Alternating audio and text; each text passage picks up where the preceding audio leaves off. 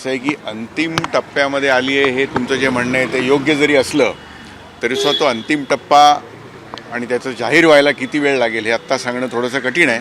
एवढंच सांगू शकतो की लवकरात लवकर करण्याचा सगळ्याच बाजूंनी प्रयत्न आहे आणि त्या पद्धतीने सगळ्यांचं काम सुरू आहे.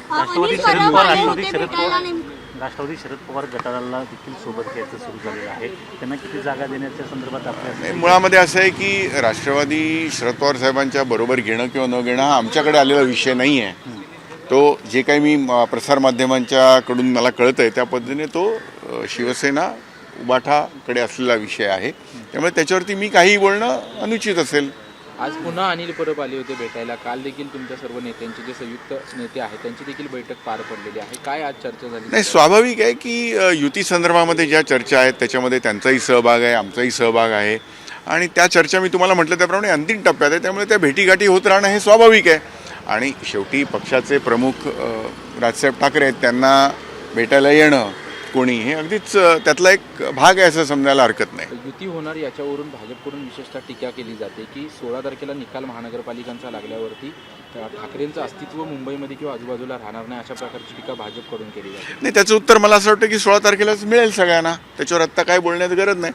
आता युती होते किंवा होणार आहे ह्या जर अशा पद्धतीची काही कोणाकडनं जर वक्तव्य येत असतील तर याची दखल त्यांनी इतक्या लवकर का घेतली याचीच मला खरं तर काळजी आहे. जर त्याची काही तसं काही होणार नाही असं वाटत असेल तर मग दखल का घ्यावी लागते ह्याच्यात त्याचं उत्तरही आलं. दिवस खूप कमी उरले तरी मग युती कधीपर्यंत कधी मी तुम्हाला म्हटलं त्याप्रमाणे अंतिम टप्प्यात आहे. कधी जाहीर होईल हे आत्ता ह्या क्षणाला सांगणं लवकरात लवकर एवढंच मी बोलू शकतो. जागांवर पेच निर्माण कुठेतरी ठरवून पावलं टाकली जात आहेत का?